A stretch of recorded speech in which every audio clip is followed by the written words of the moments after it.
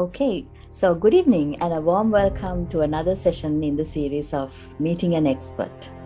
As Asia Pacific Institute of Information Technology, known as APIT Sri Lanka, we are honored today, as always, to host this session with another panel of experts. So, especially in a time where many discussions are held about overcoming global challenges, companionship, and support for each other in these trying times. So, we warmly welcome all the students who are here with us today, and then, of course, all our members who are joining us from partner universities, and foreign delegates and diplomats who are joining us from all around the world today. And of course, other than that, all the other distinguished guests who are here in this platform. So to start with, let me invite our chairman of APIT Sri Lanka, Mr. Bandula Egodage, to share his expressions and wishes. Chairman, over to you. Thank you. Thank you, Kaushali. Thank you. First of all, on behalf of CEO, Mr. Roshan Egodage, an entire student population, the board of directors, the teachers, and all of the staff of the APIT, very warmly welcome you, Hasita Premaratna. Thank you for being with us today here. In spite of your busy schedule and the edge of festive season, I know all corporates, they have their hectic schedules, but forgetting all these things, with the invitation of Dr. Rohan Tatukorala, for the benefit of the entire APIT student population, you are here with us today, Asita. It's a great thing. That is a privilege to welcome you here. Since you are very much attached to Sri Lankan student population and also very much in the corporate sector, I don't need to express that APIT is known for the quality education once again, but we are making a little bit of a twist there. Not only the academic excellence we know that everyone who is joining APIT that, going out as a graduate. But more than that, we are looking at some extracurricular activities and the surrounding knowledge for all our students. We want to be leaders within, so we need to have some surrounded people where society need those leaders in the future. And you agree on that? The leadership and the leaders are required in this country. So we want to make more than the graduates are all of these people are leaders in this country. So people like you, what do they? You are giving, you are sharing your experience, you are giving that ammunition, you are giving that important inputs for them to take into their knowledge into practice. So that is why the great initiative done by Dr. Rohan Tatukorala, we are giving that opportunity to our student population. We are happy to say that with this program become a certain milestone right now. I mean, across the globe, many diplomats, many students, many ex-alumni people, they are looking forward for a meeting of the next leader. That is now you are, I think, if I'm not mistaken, you are the 68th leader in this program, the discussion. And we are going to discuss very appropriate topic today with you, with your all experiences. So without further ado, I think it's a great thing that you are coming and sharing your experience with our people, and very warmly welcome. And once again, thank you very much for your valuable time. So over to you, Kaushali and Dr. Rohanta. Thank you very much, Doctor, for your initiative. Thank you.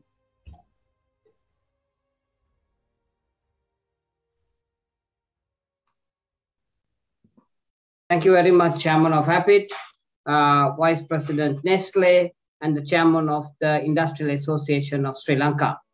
We have with us today a very eminent, I would say, a proud son of Sri Lanka. He's a Group Finance Director of the Brandix Group. He leads overall financial functions of the group and is also responsible for strategy and long-range planning.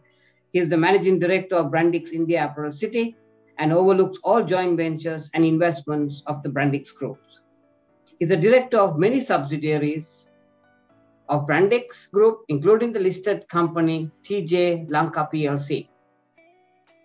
He was formerly a director of Bank of Ceylon, member of the Ceylon Chamber of Commerce, board of CIMA Sri Lanka Division, Sri Lanka Accounting and Auditing Standards Monitoring Board.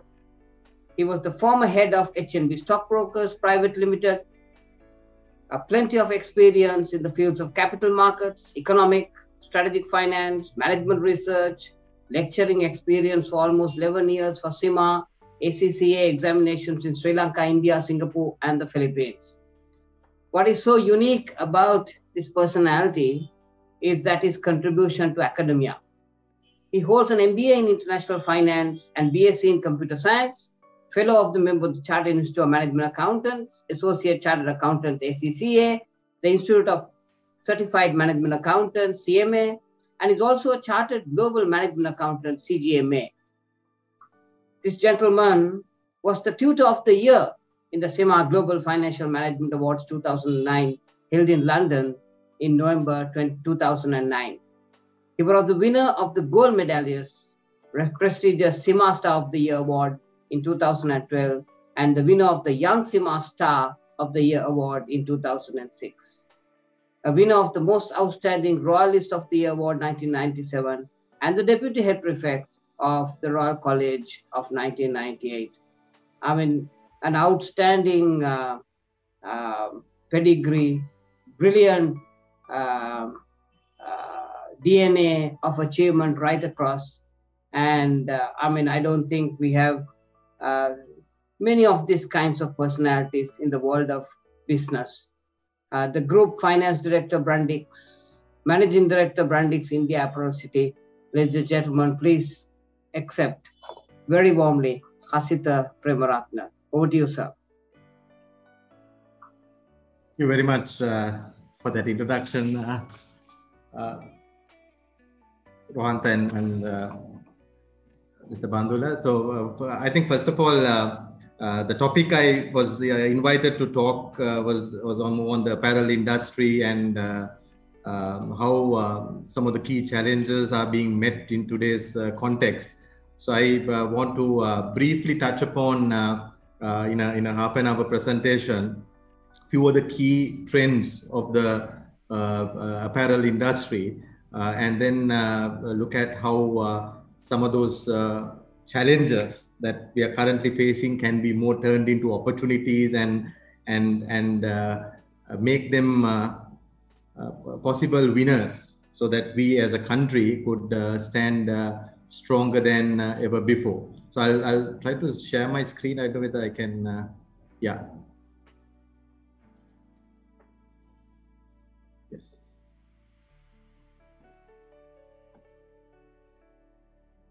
I think you can see my screen. So I'll briefly touch upon during the first half of the session and start with a quick introduction to Brandix, who we are at Brandix, and then touch on the industry, both locally as well as globally, and few concepts that probably emerge in the new world, which are seen as very important trends right across. So first of all, just to give a quick flavor of who Brandix are. So Brandix is a $1 billion company with top line of $1 billion, serving some of the world's best brands, both in the Western world as well as in the Asia side as well. Lately, brands like Uniqlo coming into the party, of course, Calvin Klein, Gap, Amazon, Marks and Spencer. These are some of the brands that have been worked right through, and we work with multiple products that includes underwear being the main product category, but also on the loungewear side, the athleisure. We are the marriage of these athletic wear and leisure wear segments. We refer to that as athleisure. Then the sleepwear business. Then of course the bras and the woven pants as well. We are based out of Sri Lanka as the headquarters, as you know, but of course the presence in India is quite big. I will touch a little bit about India in a while, with a large operation of almost 20,000 people and about nearly $350 million top line from India.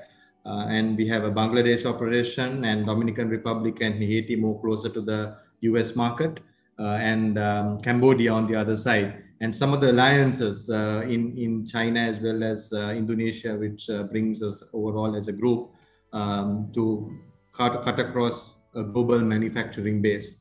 And over the years, we have grown particularly in the supply chain of apparel manufacturing. It's important to have the fabric and other related accessories. And some of the names that you see are very famous industry. Maybe you're not very familiar with some of these names, but in the industry, these are quite well-known giants like Fountain Set and Pacific Textile are joint venture partners of our fabric mills, Ocean Lanka and TJ. TJ, of course, now is a listed company, and we have Pioneer Elastics from Hong Kong, which is a joint venture partner of Elastic Site. So there have been multiple global partners who are working with us. So that's just a very quick introduction of who Brandix is before I move to industry.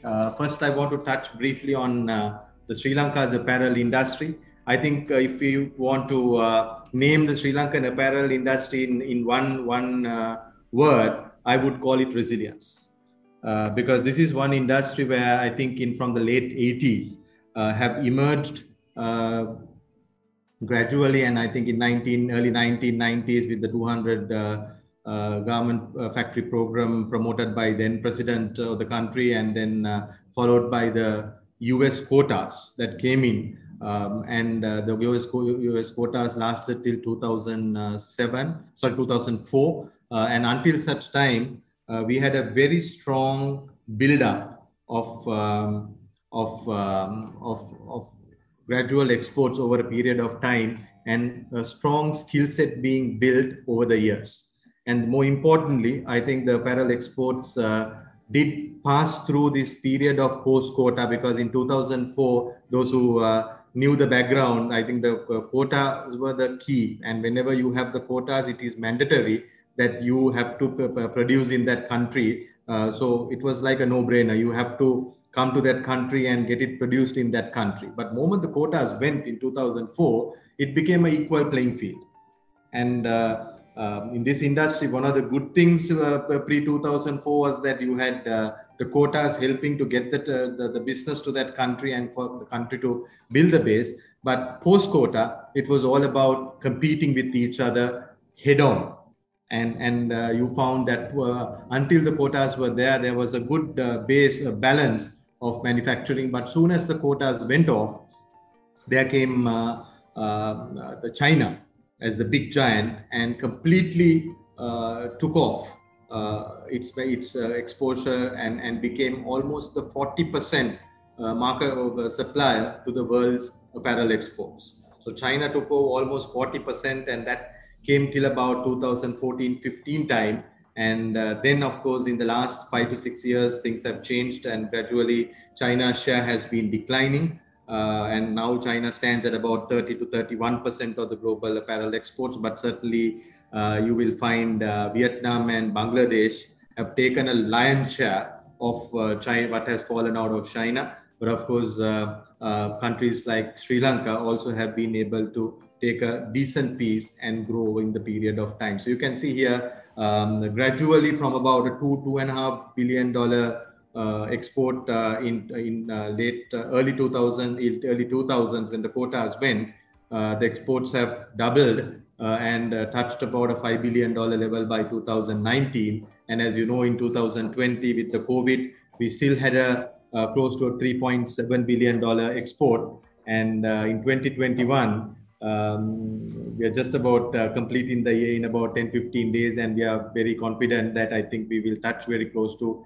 back to the $5 billion level of exports, which is a great comeback, great bounce back under the difficult conditions that are currently experienced across the world, not just in Sri Lanka, but across the world, particularly due to the COVID-related concerns.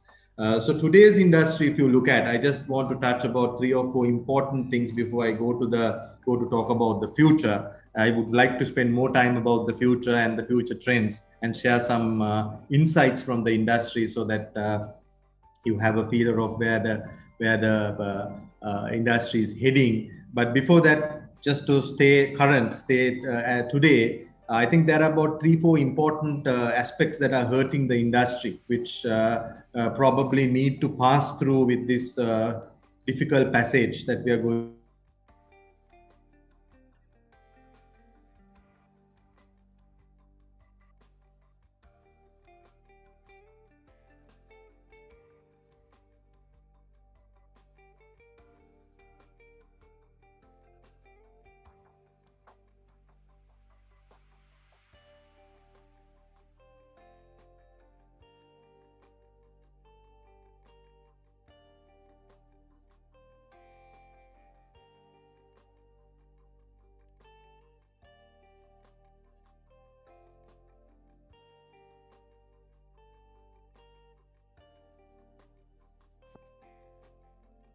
Sorry, I think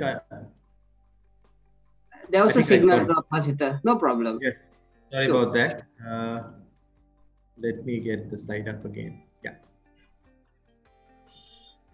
Yeah. So in the process, I think Vietnam also got impacted subsequently. So almost all the key manufacturing destinations had their own little turns. So whenever we thought that we were doing a good job, and we had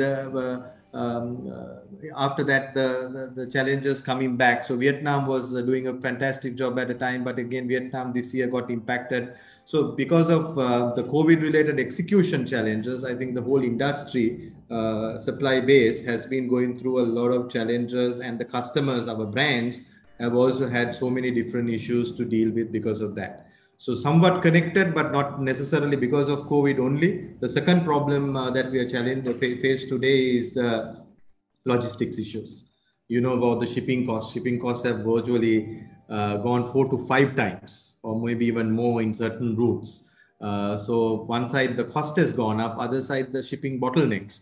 It takes maybe 20-30 days more than normal to get goods shipped out from here to the Western world, particularly to the US, and even the shipments coming from the other end of the country on raw material from China, etc., has been quite a challenge. So logistics cost and the logistics bottlenecks have been hampering the industry quite a bit in the last few months, particularly in the last 1 year, and looks like it will stay for another year or so at least. The third big issue that we are going through is related to the Xinjiang cotton. I'm sure most of you have heard about Xinjiang province in China. That province produces 20% of the global cotton, 20% of the global cotton supply. And US banned cotton to be bought and used in any of the products that come to United States and their related brands. So that has created a massive shortage of yarn within the group, cotton within the globe. And in fact, the demand for Indian, Pakistani, Indonesian cotton has gone up sharply due to the supply drop. And as a result of that, obviously the prices have gone up. So it's a very tight spot at the moment. While of course, on a positive note, we have had the Western world recovering much faster than what we thought from COVID, thanks to the vaccination programs. And as a result, the demand picked up, while of course the supply side has been quite a constraint at the moment, or at least even until now. Slowly things are easing off, but some of these things that I spoke about on cotton prices, on the which has almost gone more than double, right, compared to a year ago, and the logistics prices, which has gone almost 4 to 5 times. So these are hurting the overall supply base and the related industries right across the world. But I think it's more of a passage that we are going through due to these factors. So we have to overcome these challenges and move things forward as an industry and as I think as a country to cross the $5 billion mark, and probably look at some of the productivity improvements and other measures to expand the industry to take by 2025 to a journey of about $7 to $8 billion size growth from where we are today. So that said, I just want to share a different thought altogether. That is, now Sri Lanka is generally, when you say apparel industry, what comes to your mind first is the factory, apparel factories, the manufacturing part of it. But actually, Sri Lanka has graduated beyond that. And I won't say entire Sri Lanka, but larger companies in Sri Lanka in particular have done quite a bit of work in the last 15 years to bring in some of the work that used to happen in New York, in London, in Hong Kong, related to product development, marketing, design, supply chain solutions, etc., and bring those things into this part of the world and stabilize it in this part of the world. So essentially, what it means is that Sri Lanka being located in the Indian Ocean, we have India, we have Pakistan, we have Bangladesh on the other side, and then of course we have Myanmar, spoken about as a new potential. So in the South Asian region, while Sri Lanka has only a 20 million population, and probably as things progress, the growth in the industry, as I said, from a 5 billion,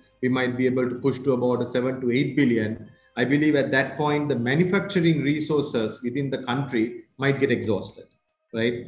But that said, the front-end capabilities that we call, which is this product development, design, supply chain solutions, the procurement, those solutions, those aspects, we can actually be the hub and use some of the resources that we have in our neighboring countries. Like India, for example, has how much? 1.2, 1.3 billion people. Pakistan has, I think, 250 odd people, million people. So if you take Bangladesh has another 160 million people. So when you take the subcontinent numbers, we have a population of 20 million in Sri Lanka, but in our neighborhood, we have a population of about 1.8 billion people, which is the population of China, right? So China is the giant, as I said, from 40% exposure, now the exports are still at about 30, 31. China to be kind of encountered, I don't think any one country can do, but as a continent, as a South Asian subcontinent, Sri Lanka is well poised. But for us to do that, we need to make use of this location advantage and look at how some of these supply chain movements can be done into different countries, so that we can take the order, we can do the design, we can do the front end work, which is what we call these white collar jobs, which are more to do with the front end organizations of the companies to be set up, buying officers to be set up, and develop those skill sets in Sri Lanka, and then of course look at how to expand the manufacturing to really can happen probably beyond Sri Lanka, but in the region where the population is much higher. So a role of a hub, typically, you can do the product designing, product development, marketing and sales, managing the supply chain, logistics solutions, complex warehousing, and maybe small operations like labeling, tagging, packing, and things like that, which we call it consolidation and warehousing, and be the distribution center to the world, given the logistics areas that can improve from our ports and move into a different scale. So Sri Lanka has a apparel hub. I think is a very important thing. The legislations are in place from about 2014, and some part of the growth has happened in this area. But I think this is an area which we really have to look at as a next phase of growth. I'll just share a small statistic from the Turkey side, just to tell you how Turkey plays it, right? Because the Turkey model, what happens is that Turkey exports about $17 billion. Now, Turkey's cost is about 4 to 5 times higher than Sri Lanka's cost, right? But the apparel exports are about 3-4 times higher than Sri Lanka. Why? Because Turkey doesn't manufacture everything, right? Turkey consolidates things and export from there, where the value addition might not be 40-50% in the country, but value addition for a major portion of the export might be about 10%. So if Sri Lanka can make, say, $8 billion of manufacturing apparel, right, and export that, and if he can bring another, say, $30 billion or $20 billion, right, of apparel, but not entirely made in Sri Lanka, but as a hub, we consolidate that turnover and maybe we retain 10 to 20%, right? If you retain 10 to 20% of that, say 20 billion, still you're talking about $2 to $4 billion of value addition in the country, which will take us to maybe still in the net value addition to a significant proportion there. So even if we say that our manufacturing resources will get exhausted at 8 billion, but we can look in this industry to go beyond that, because we have the skill. Our biggest strength is that we have the technical skills. Today, while we see apparel exports bringing $5 billion, we don't count how much comes from the people in the apparel industry doing white collar jobs mainly in countries like Bangladesh, Vietnam, Cambodia, even in the Middle Eastern world, and doing a lot of expert work in that part of the world in apparel. So what I wanted to highlight here is that potential in this industry is huge. But of course, it can't be looked at in the traditional way. It has to be out of the box thinking. It has to be a different way overall to move forward. So I want to just share with that a few of these out of the boxes. What are these out of the boxes that we need to think about? Like what I said, we be the hub and we can grow, but we need to understand some of the key trends that are emerging in the industry. I'll touch a few of them and go one by one.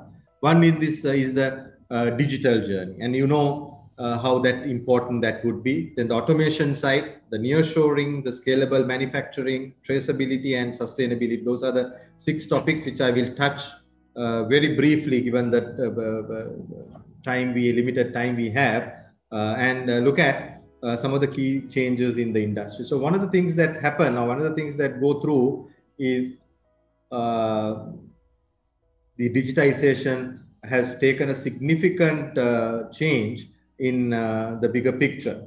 And as you can see very clearly, Amazon and the online business is growing quite rapidly. And you can see that what Walmart took almost 36 years to reach 100 billion. Amazon did in half the time. And even after that, the next 100 billion came even faster than that. So what this says is that online is growing. And in the last 2 years with the COVID, it has grown faster than ever before. So there is a huge amount of potential, and we have seen some of the retail brands now selling close to 35 to 45% of their sales coming out of online. So which means that digital sales is picking up. A digital model to track that and pick end-to-end supply chain solution is something that is not really coming out as yet. And that's something that we can master and probably provide that solution. Sri Lanka has a very good chance to build that. And connected topic will be the data analytics, artificial intelligence. Again, I'm not going to talk too much about these topics because I'm sure these are topics that have been spoken elsewhere. But I just wanted to talk about these important areas because all of these areas have been priority in the industry to change, though not much has happened so far in taking us through that journey. So digitization is one of the key things we will see this industry will transform towards. Today, if you ask me, we might be at about 5 to 10% as a supply chain. And probably if you ask me what's the rating, maybe about 15-20% as an industry overall in terms of making value with the digital solutions. But that shows the potential, how much more we can move from that level in the next maybe 5 to 10 years. So that's be a big journey, and it will be an accelerated journey. Believe me, COVID has given a real push in that area.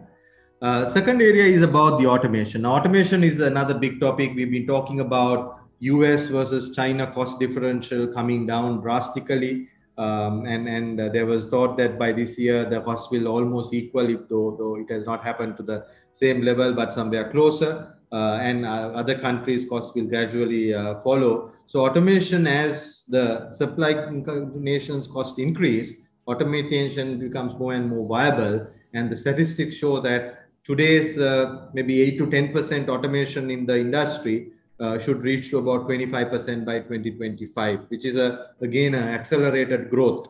And this is something that we are essentially looking at as a priority in the industry today, even in Sri Lanka, even at Brandix. And I know other big organizations in Sri Lanka and the rest of the world are spending a lot of time and effort to get there. And we are not talking about big robots walking around in the factories and sewing, but it's more about simple digitized automations of operations within the factory, within the machinery, and taking step at a time rather than just trying to take the apparel industry to maybe what automobile is doing. I think that will take a long time, but I'm talking about simple automations that can save the time spent per product and create and improve more productivity for the industry.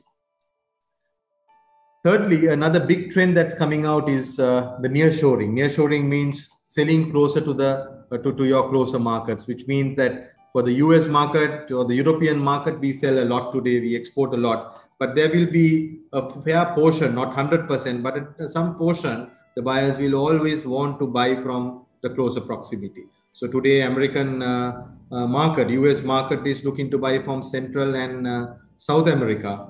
Quite a proportion. At least they want to buy about 10 to 15% of their purchase from the region. Similarly, countries like Turkey, Ukraine, and the Eastern European countries, Egypt will have a nearshoring access to the European market.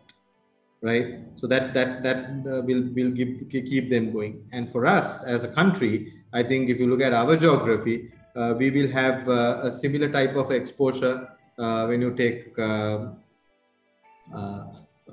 neighbors, which is India and China. And India and China, as I said before, easily has the world's largest populations and growing middle class with higher income. And a lot of potential as a retail market as well. So our work on getting a free trade agreement going with these two countries is absolutely crucial, because if we do that and if we become competitive from Sri Lanka, I think that will make a huge difference for us to overall reach to our markets, our close proximity in the Asian markets itself, and divert not 100%, like what I said, a certain portion of our turnover, at least maybe 20-30% of our turnover to the nearshoring concept. So that's a big concept, the important concept that has emerged, especially because of the logistics challenges, the shipping delays, etc., putting fear on the buyers that unless you have a nearshoring supply chain, sometimes taking goods across the world can become a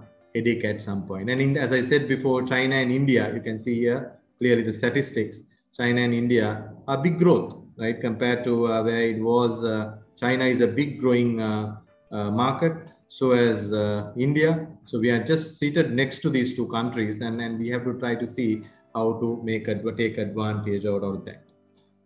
Other big thing is about the scale. I don't want to go too much with details. The scale, while on one side we talk about small lot orders, online distributions, etc. The other side is that the mass scale manufacturing, because at the end of the day, the big volumes will still continue to be there with the price sensitive consumers. And surely we should see that scalable manufacturing coming as an important thing. So I'll just take one example from our India operation. I was just talking about earlier, which I was referring earlier.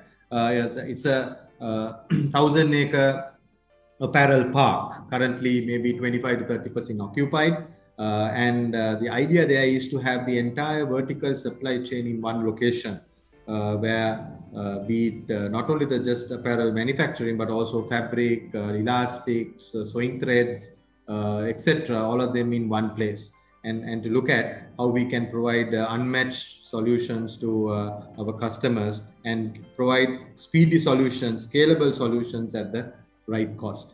So the park in India has a fair amount of supply chain connectivity being established already, where we have the world-class infrastructure set up at the beginning. We have strong water treatment plants, effluent discharge capacities, and capability to expand quite quickly with the infrastructure. We have the power stations, which take us to almost say right now about from a 5 meg to about 20 megawatt of power very quickly. And then of course the world-class manufacturing facilities, where we have apparel factories, sewing factories with almost 5,000 people in one factory, running up to 4 to 5 of those factories.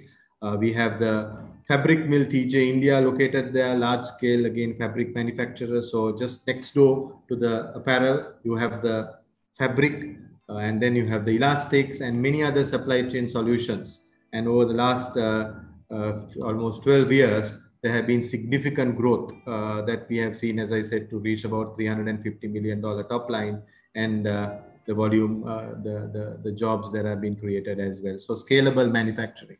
The next one I wanted to touch is the traceability. Now, this is another very important topic in this industry today, because mainly because of this Indian cotton issue, the buyers and the consumers and the regulators are looking to see where is our product made. Sri Lanka might be doing the sewing, but we might be importing the fabric from China, and China must be buying the yarn from India, and India might be buying the cotton that it need either from India or Pakistan or even from Xinjiang province.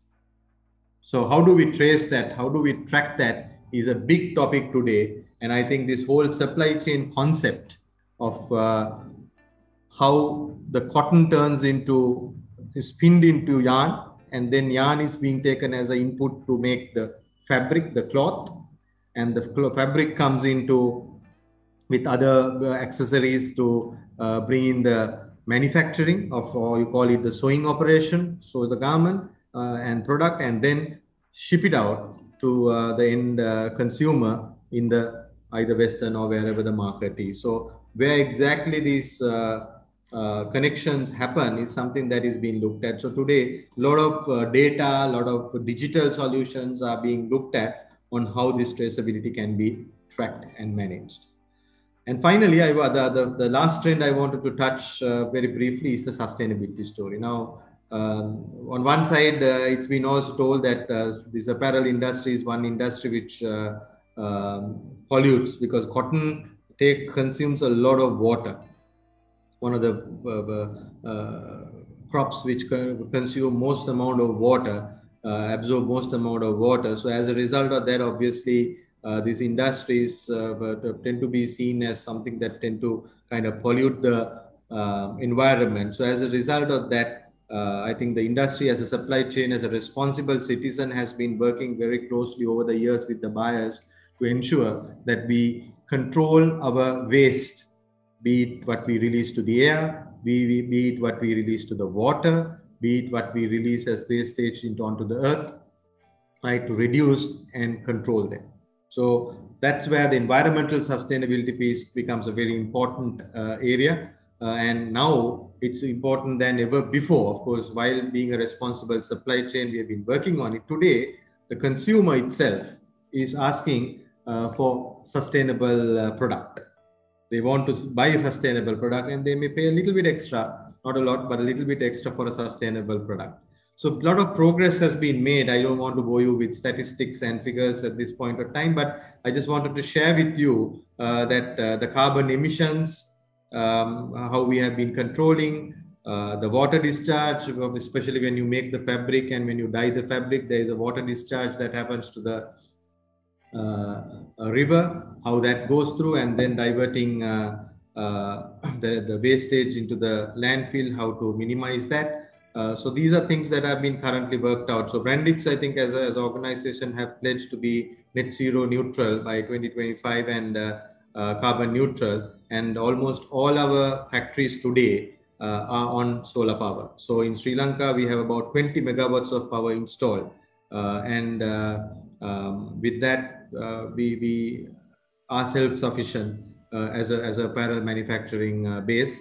In Sri Lanka and even in India, we are doing a similar expansion of solar power so that we can get into that mode even in India as a company overall. But this is a new trend. I know many other apparel manufacturers in the industry in Sri Lanka, all the large key groups are working very actively in getting into solar power, and most have invested quite a bit and got there. So as I said, these are these pledges in each of these areas of wastage to control, and the whole idea is to ensure that the environmental sustainability is taken as a top priority, and today is one of the key trends cutting across the industry.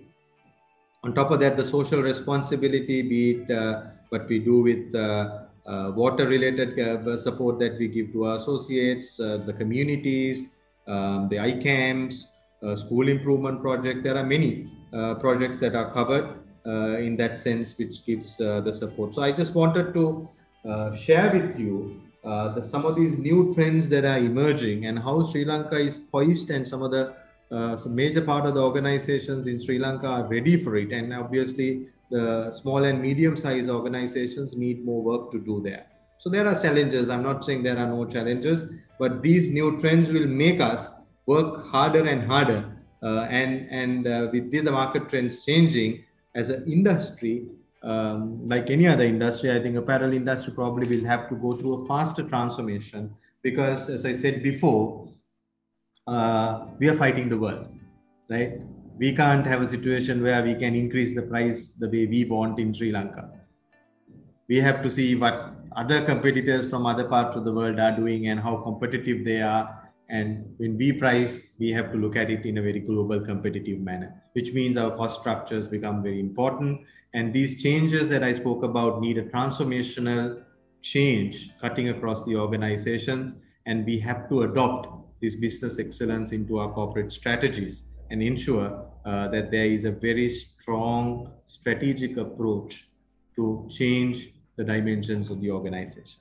So in summary, I just wanted to share with you all that Sri Lanka's industry at 5 billion as a manufacturing today can probably go to about 8 billion, 7 to 8 billion as a manufacturing. But if you look at as a apparel hub, sky is the limit, right? You can go to 30, 40, 50 billion dollars. But of course, manufacturing may not happen in Sri Lanka, but we may do more the front end work and retain a lesser value addition in Sri Lanka and work through it. And of course, some of the future trends I showed you now would have given you an idea of the need to adopt this transformation in the industry if you want to stay ahead, if you want to be competitive, and if you want to make this industry to remain world class. So I think the larger players are doing a lot in that sense, and the small and medium sized enterprises need more work to do, and probably they need more structured support to get there. But as an industry, I think the Joint Apparel Association is doing a lot of work together to see how to hold the industry together and go through this journey. So that's a quick synopsis of the industry, and I think I've taken a little bit more than the time I was allocated. Thank you very much for listening in, and hope this helped and gave you a perspective. Thank you very much, Hasita Hamid. Fantastic summary of the industry, and of course, Brandix, which is, I mean, one of the top companies of the country.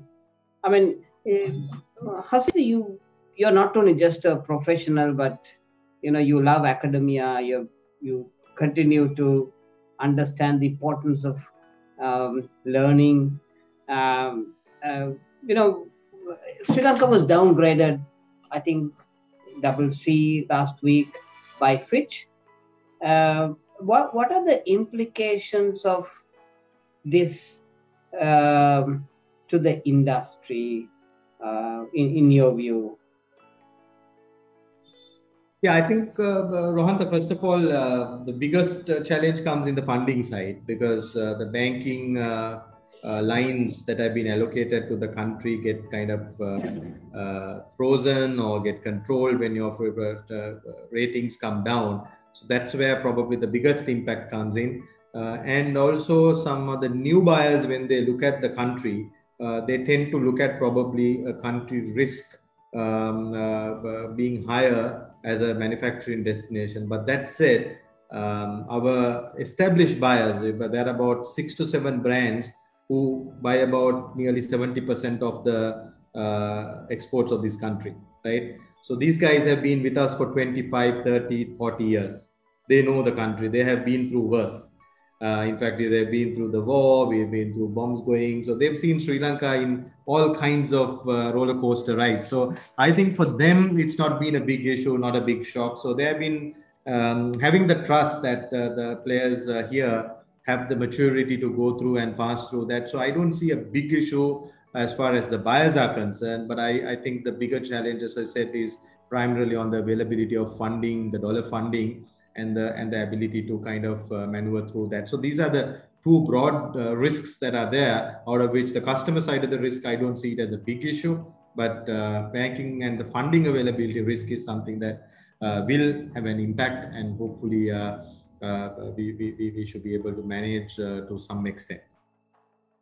It's very strange, Hasita, you say this, because yesterday I was having a chat with a chairman of one of the top multinationals, and she was saying how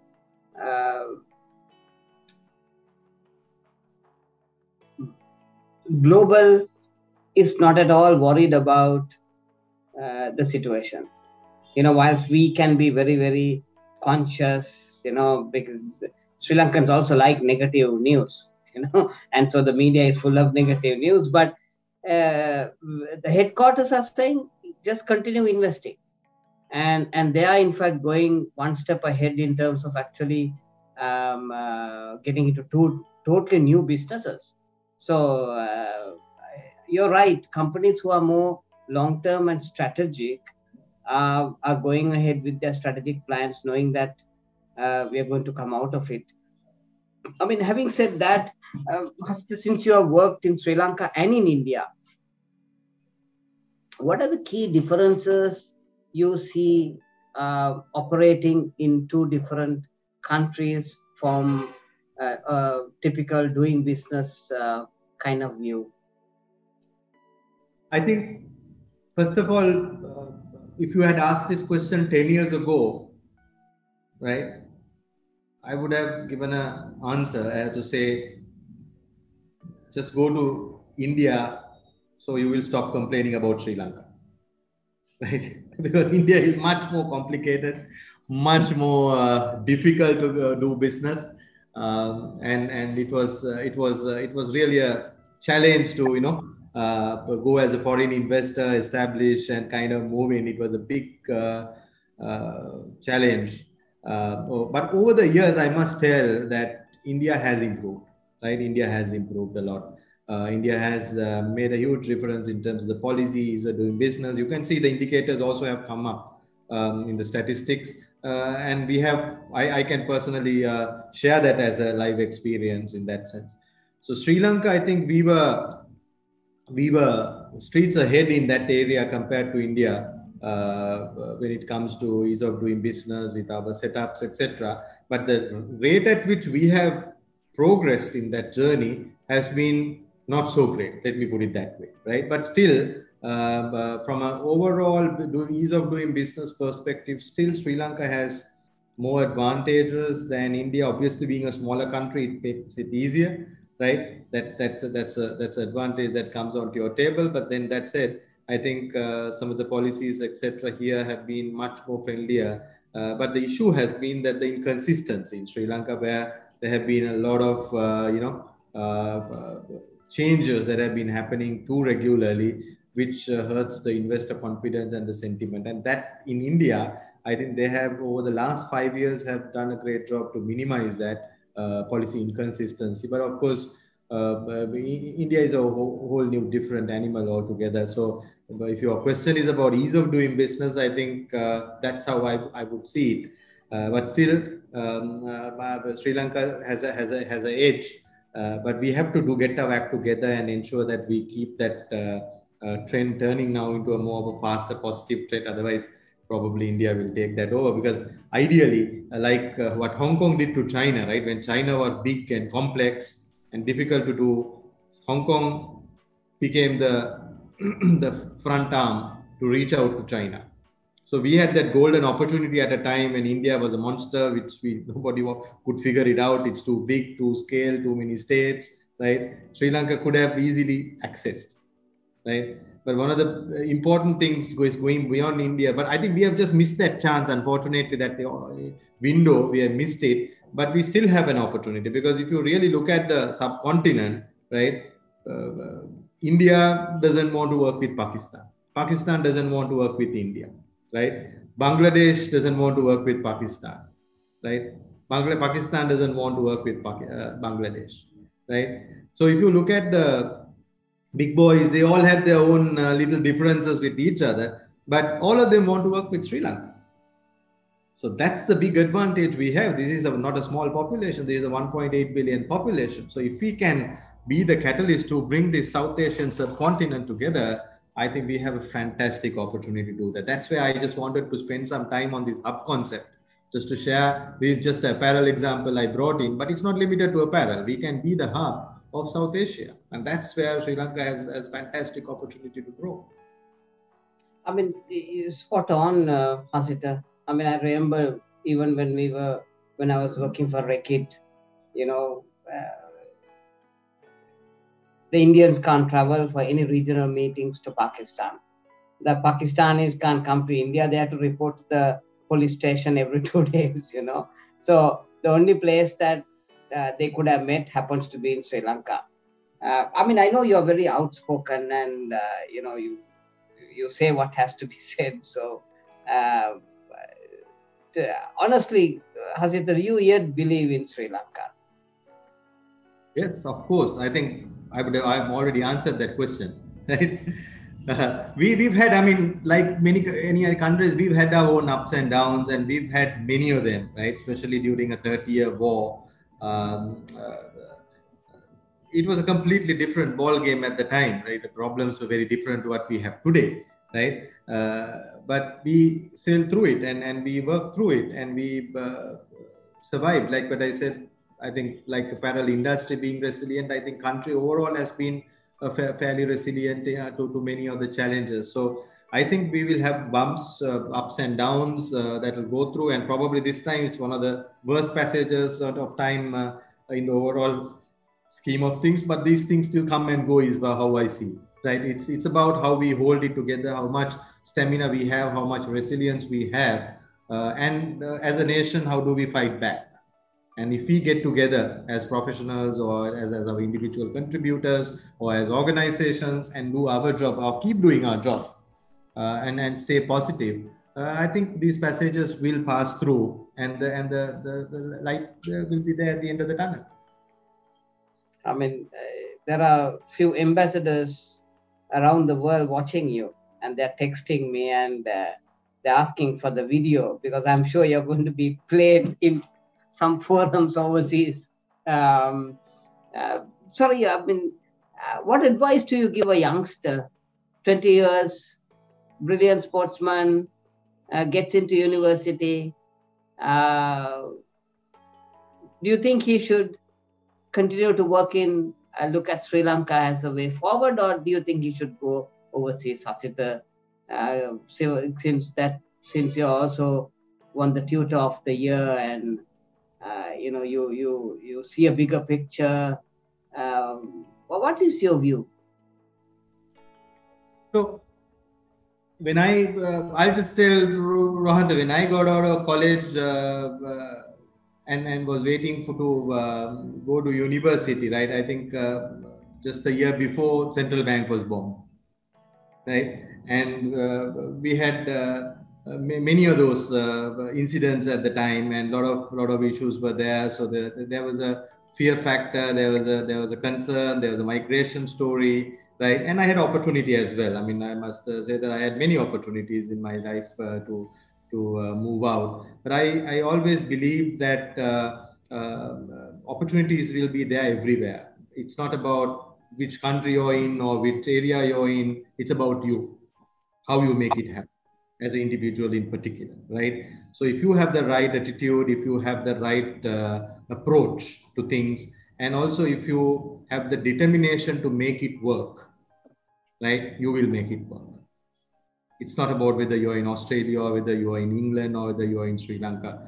And for that to happen, as an individual, you need to get your education, right? No doubt about it. So if somebody is looking at the current education system here and maybe the university, there are a lot of options available in Sri Lanka itself to do a 1 or 2 years overseas, which I also have done, right? Which gives you the exposure. That's great exposure. I never discourage that. I will encourage that, in fact, right? But I always believe that it's about sort of looking at and establishing yourself and having a bit of patience, because patience is one thing that you need in your life when you step up in a corporate ladder or be entrepreneur or whatever, right? Because you need to have the stamina. If you don't have the stamina and every bump you face, you say, okay, I'm going back, I'm migrating, or I'm going under the table, right? Then you will probably, wherever you are in the world, you will probably have a problem. But what you need as a youngster at 20 years, full of energy, right, and passion,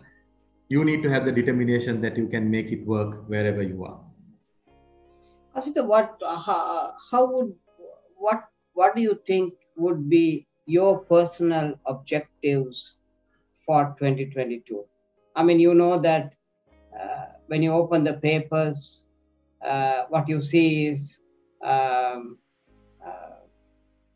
gas issue, you see people taking decisions without data points. 32 professors from all universities have gone and said, don't do organic fertilizer, but then you're adamant to go and do it. You're advised not to bring down fertilizer from overseas, and it's been done yet. In this kind of a backdrop, what is your personal objectives you would set for year 2022, Hasita? I think personally, if you look at, right, what I would look at is to come out of the 2020 and 2021, the two COVID years, right, and take a step to 2022 to see better stability, right? Not too much of kind of optimism, right? Not to have too much of optimism, but to take the baby steps and look at bringing in stability, and also look at some of the new normals that are setting up post-COVID, and make use of those advantages and stay closer to the ground, stay humble, stay closer to the ground, and ensure that we go through the basics to get the ball rolling. Because every now and then you need a little bit of a refresher, right? And COVID is a refresher for me, to be honest. It was a crazy couple of years.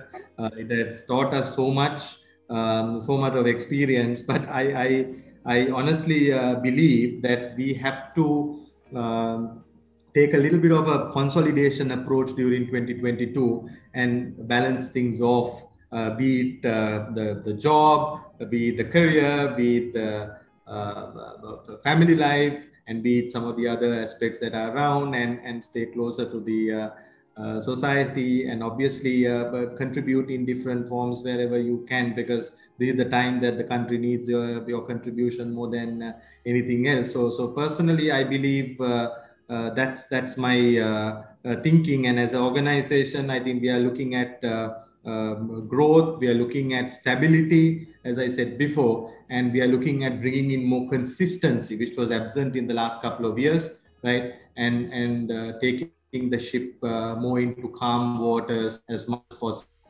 where the rough seas are still existing. It's not over, right? But taking the ship to the calm waters is the biggest objective.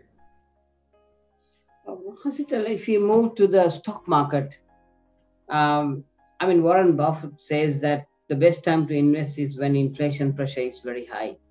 What is your view of Sri Lanka's stock market?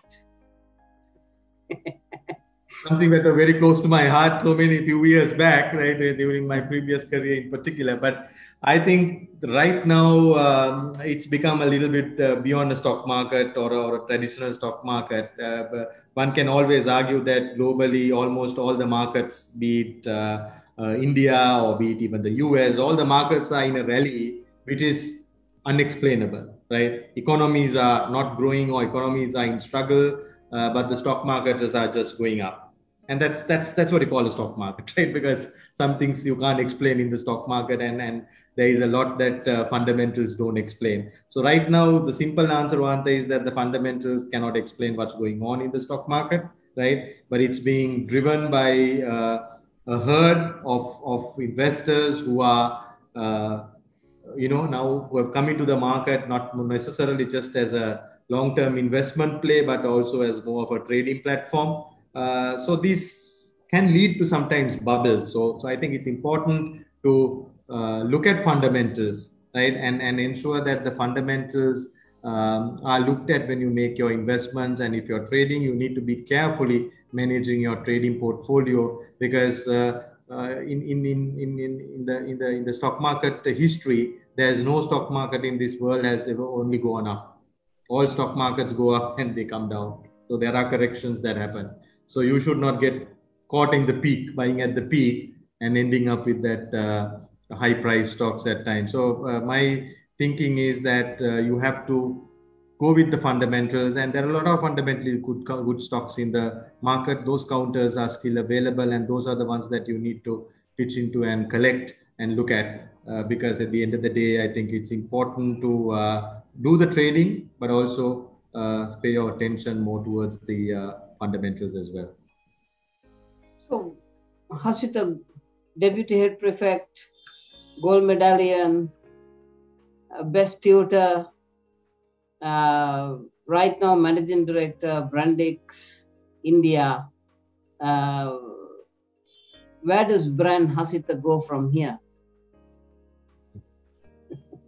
Well, interesting question. I mean, I never really look at it as a brand Hasita. Probably I'm not a marketer, but yeah. So I think my biggest thing is I've always stayed close to the ground. Right, that's my first principle.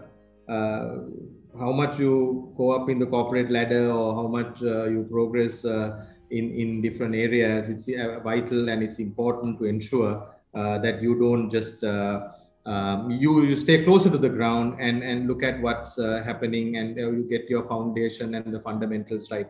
So I progressed from more of a equity market to a finance professional, and now more to a business leadership role. And I think that's where right now I'm establishing and taking myself forward more from being a finance professional and taking more responsibilities, going beyond that and covering wider space wherever I can contribute. But also one of the other important things that comes with it is the social responsibility as an individual, and wherever possible, to see how you need to contribute to the society, contribute to the communities, contribute to the students, individuals, wherever it is, and in whatever the small way you can.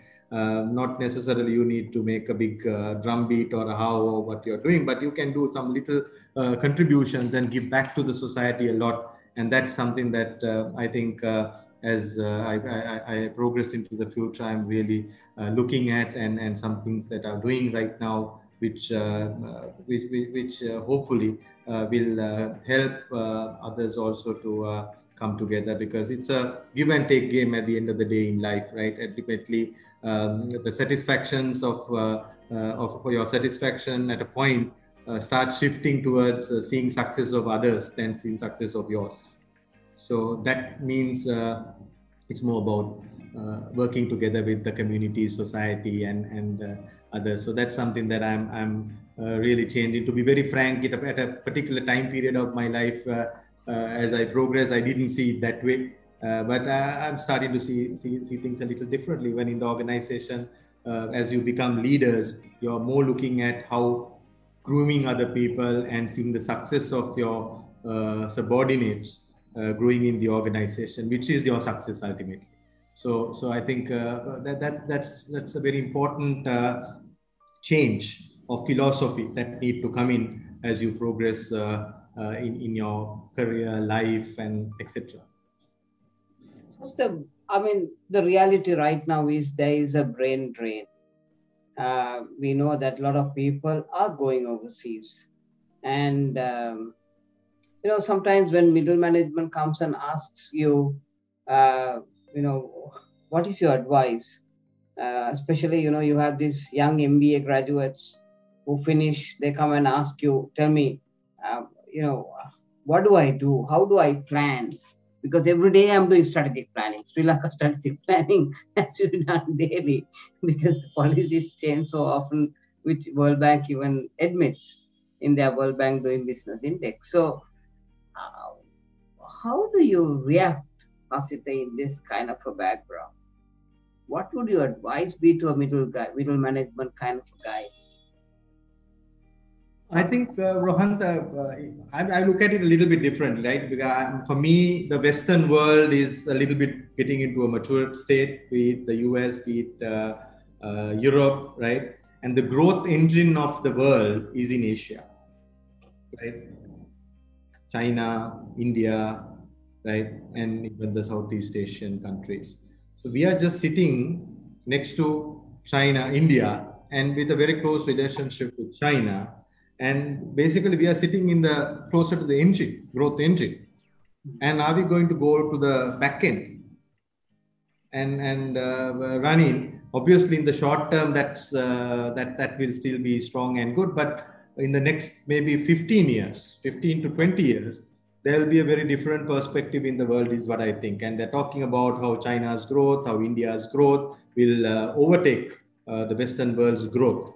So this migration to the Western world is something, or even Australia for that matter, I think, versus the growth in this part of the world that can give you many opportunities will be very interesting to me. So that's where I would look at individuals and tell them, guys, look, don't leave the engine, right? And be closer to the engine, that's better. But while you play in Sri Lanka, also look at learning Mandarin, how to work with the Chinese, learn a bit of Hindi if you can, how to work with the Indians, right? Look at how to play in the subcontinent. Don't get into this islander mindset and say, hey, I'm Sri Lankan, I'm working in Sri Lanka, and Sri Lanka ratings are down, and this is the end of the world. No, right? Absolutely not, right? You have a place where you are residing, and probably you have opportunities that will come in the future. I'm not talking about the next 2 years. I'm not talking about the next 3 years, right? And if I'm talking to a 20-year-old, you're talking about another 10, 15, 20 years minimum, right? And that's really when the game will change. And that's where you should be here, not anywhere else at that time. So building a career, building the progress is important. But that said, don't get into this islander mindset. Be open, look at the world, learn few languages, like understand the cultural differences, and see how you could move around on those areas, because you probably will be a game changer in the future. Hasita, question is coming from one of our Staffordshire University students. Very interesting question. He's saying, how do you keep yourself contemporary? Yeah, so I think the knowledge, right, and the skill sets, competencies, as you progress in the day, in your career, in your life, you need to keep acquiring. You can't say I have a great education background, right? I did my degrees and accountancy qualifications, etc. I have many behind my name, but of course they are now 20 years old, right? My MBA is also about nearly 15 or more than 15 years old, right?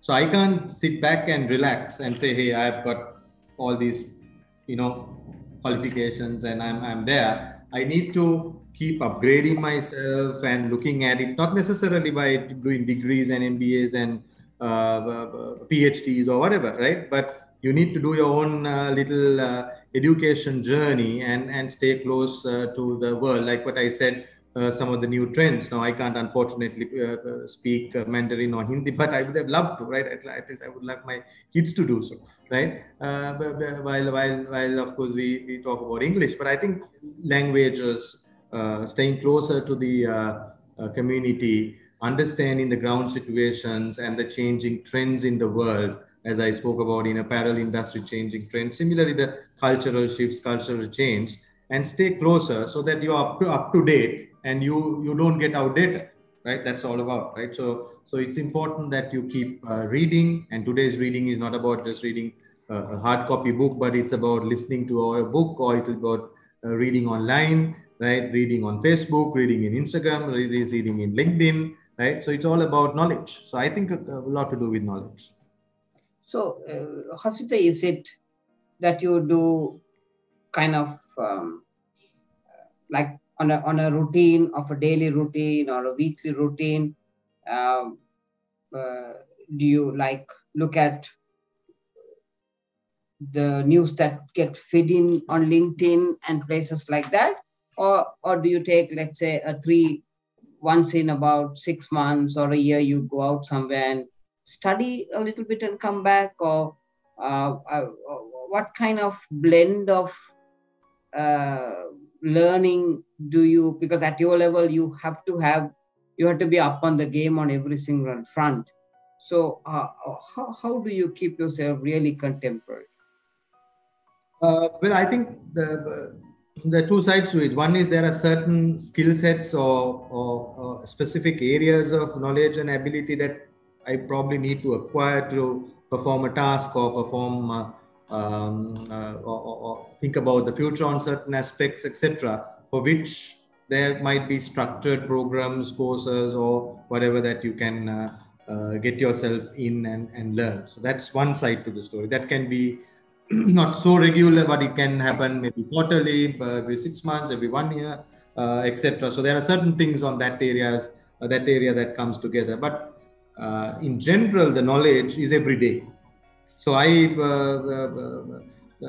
LinkedIn, Facebook, and even Bloomberg, Reuters, Dow Jones, and some of these subscriptions give you a fair amount of good reading. And the world of hyperlinks is what really makes you take your mind across to different aspects and think differently. Because ultimately, I think when you keep reading online, that's the biggest advantage you have. You can click on the hyperlinks and keep going to different topics, and sometimes you might not end up where you wanted to finish a book, but you might learn something completely new by going through that. So that type of hyperlink approach is something that I really like, and I would recommend others also to just keep it going, because sometimes when you start reading something, you want to finish a book. No, that's one way of doing it. That's also good, but also have that thing where you just start open reading and then keep going from one place to the other, and you will find a lot of exciting stuff that will be there that's happening around the world. Sometimes you might start an article about apparel industry and end up reading about a country, and then reading about a political party, and reading about how they got screwed up, and then how some loan came in and got sorted out. And then that learning can be the outcome of what you end up with. And that's probably the one that you take home ultimately for tomorrow's workplace or tomorrow's conversation. So I think knowledge is everything, right? So it's very important that this aspect of reading can be made very agile and flexible. And we are lucky today. Maybe 25, 30 years ago, people didn't have this type of ability. At least you're lucky as a youngster at a 20, 25-year-old to have that. When I was 20, 25, I didn't have this opportunity of reading like this, going like this, no data, no smartphones, to give you that kind of knowledge enhancement. But you have it, and you make use of it, because that's one of your key competitive advantages. Pastor, I was having a chat with Unilever chairman. Right now, he's in Nigeria, and he was saying how for him, pandemic, he's saying, don't let it go by. And I asked him, why do you say that? He says, it has made me to look at every single cost structure. It has made me to relook at my whole organization structure, which normally in a multinational is set, laid back, and you can't change it. You know what I'm saying? So he's saying it's to him, pandemic was a game changer. How do you see the pandemic, given that you are handling the Brandix operation in India, as well as, of course, you are also the group head of finance for the whole group of Brandix in Sri Lanka? How do you look at the pandemic? I mean, in a very conceptual manner. I agree 100%. It is a game changer, right? Because one can all look at it as say that it's doom and gloom, and it's a just go under the table and go hiding, right? The other way of looking at it is how do you put it on a clean sheet and use it as a refresher, right? And like what I said before, take that as a platform that can probably give you certain positives, like the digitization, some of the trends I shared earlier, right? Digitization, the transformational changes into how you think, how you act, how you make things, etc. So I think the pandemic has certainly given a lot of opportunities for all of us to look at new avenues, new careers, new changes, and new ways of doing things, like the virtual working environment. I mean, I work 3 days a week still from home, right? And that works really well. No transport, and the fuel prices have gone up, so it might make sense to help to bring down a little bit of the oil consumption in the country down by working from home, because some of us were so used to coming to work, and we thought that work is at office and family is at home only. But now it has got changed. But you need to do it in a structured way. You can't just ad hoc. It can get complicated. But if you have a structured approach, I think this when the working from home concept is a great way of having a work-life balance, having more relaxed time, cut down the time on the road, and improving efficiencies, etc. as well. So the idea, I think, is, as you said, it's definitely a game changer, no doubt about it. But important thing is you have to take it with a measured approach. You can't be ad hoc about it.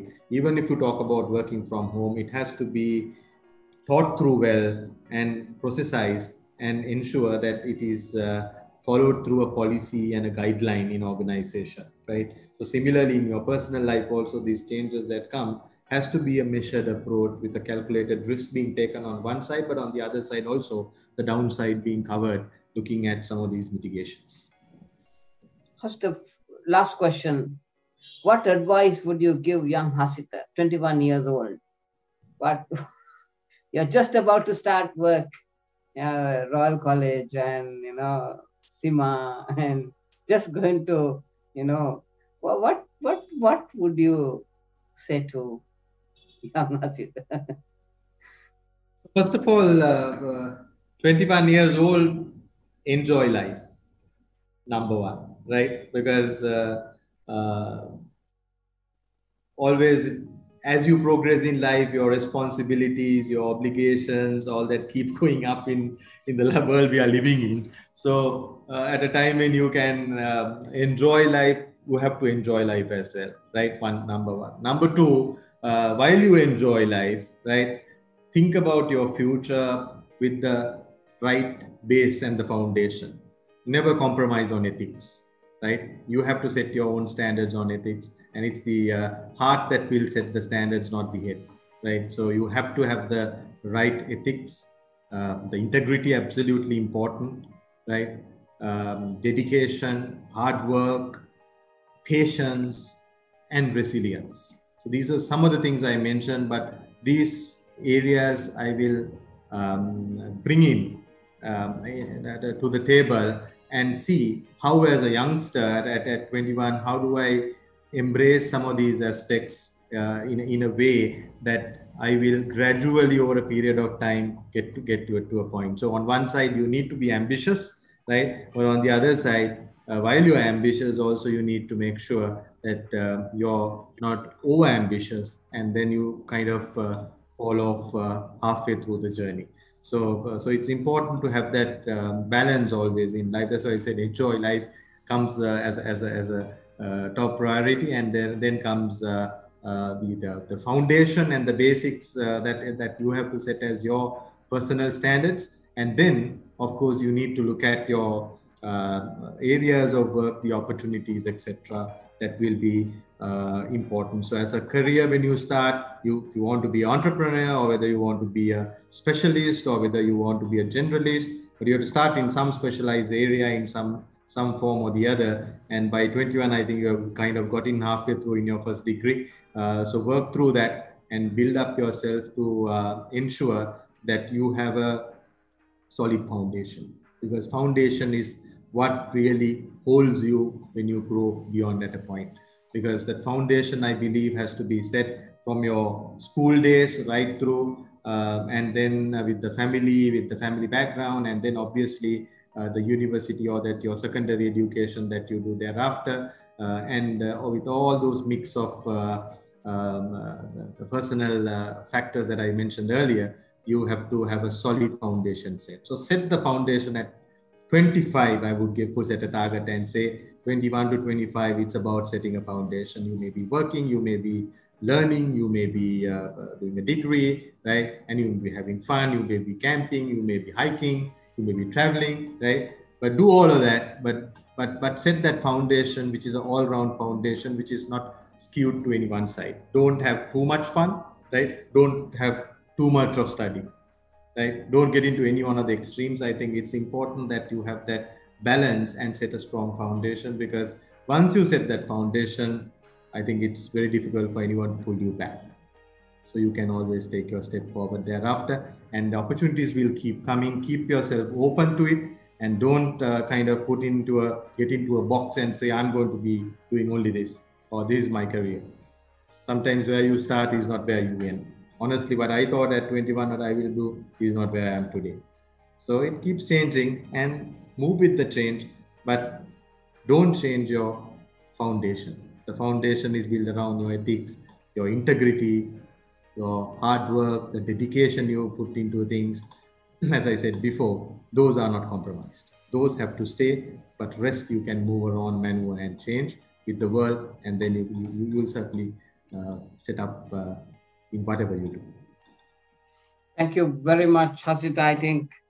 I mean, as Bandula was saying, there were so many outstanding professionals who came and shared their own piece with the youngsters, but very seldom you have a person who takes time off, teachers, gone through the hardness of, trying to make people learn and, winning the Tutor of the Year award, and then after that, getting into corporate and doing so good. I don't think we could have ended year 2021 in a better fashion than having a chat with somebody like you. You can see the thoughts coming on chat. I don't need to even explain to you. So thank you very much. And Kaushali, over to you. Thank you very much, Doctor. Indeed, set your foundation with ethics, integrity, and resilience. That's our take-home message today. And thank you so much, Mr. Hasita, for sharing your insights. As we always say, the whole purpose of we do this interactive event, and the whole purpose of we bringing this networking is for our students to learn what is not there in the textbooks. So thank you so much for sharing your knowledge today, and honored to have you on platform today with us. So with that, we have come to the end of another webinar, and we will meet back again in another week's time. And until then, take care of all of yourselves. Have a nice celebration. Be safe, and have a good night from Sri Lanka. Thank you very much. Thanks, Hasita. Thank you. Wonderful. Thank you. All the best. And as Bandula, actually, thank you very much. Generally, this stops at 7:30. I think Dr. Rohantha couldn't stop you because of his own interest that he carried away. So basically, but not carried away is the right word, but really interested. I mean, it's out of the world. So thank you, Hasita. Thank you. This is what we need to do. Actually, this is what we expected. Brilliant. I mean, I don't have any other words to express. I'm also there. I had a lot of things to do. Generally, I come on the front, but on the go, I'm just moving. But I also attached, addicted to the discussion. So brilliant. Thank you very much for your thoughts. Take care, Rohantha. Thank you very much. All the best. Thank you. Bye.